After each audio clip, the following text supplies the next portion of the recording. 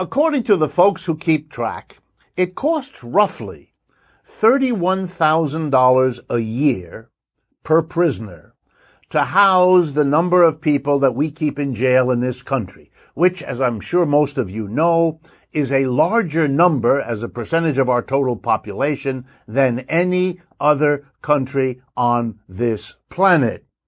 So we imprison more people, which means we spend a fortune of money, $31,000 on average. And by the way, states vary. Some spend a good bit less, other states spend a good bit more.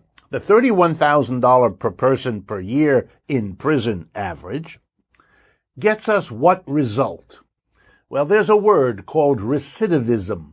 It's a word that basically says what proportion of the people you put in jail, when you let them out after they serve their sentence, what proportion of them are back in jail for committing yet another crime within the year, 2, 3 years after you let them out?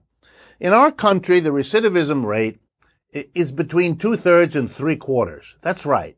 2/3 and 3/4 of the prisoners that we put in jail, our jails are so ineffective in dealing with the problems that bring those people there that they're back in there for another stint in a short time.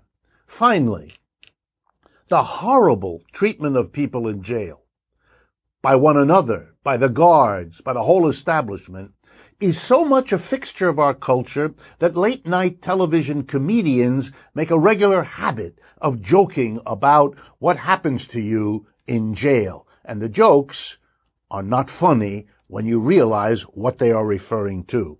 You might think a program this expensive and this unsuccessful and this terrible for the people involved would have long ago become subject to the withering criticism and the demands for change that it obviously deserves.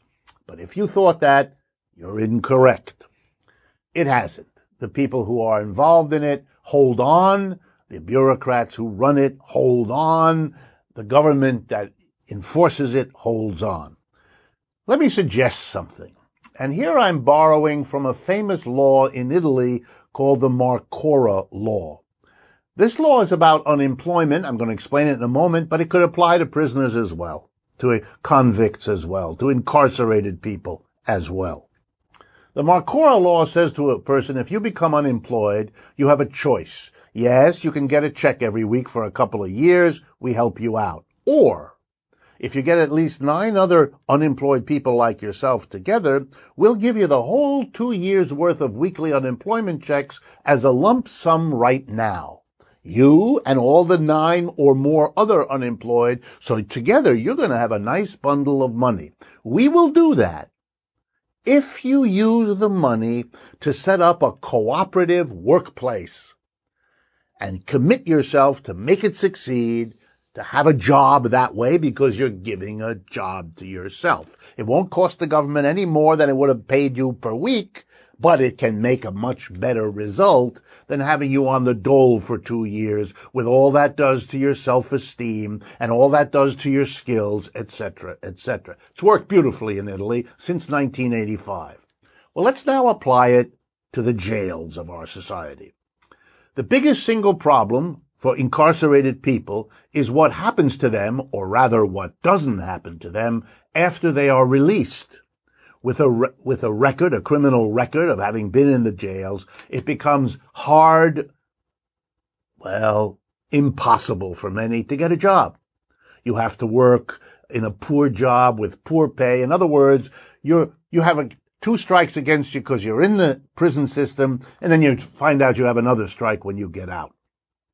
Moreover, the jails don't work. Suggestion: that we spend less money on jailing people and more money on providing them with the training and the capital to become their own bosses when they come out. Set up cooperative enterprises where they will hire themselves, thereby avoiding the whole problem of finding an employer who's willing to hire formerly incarcerated people.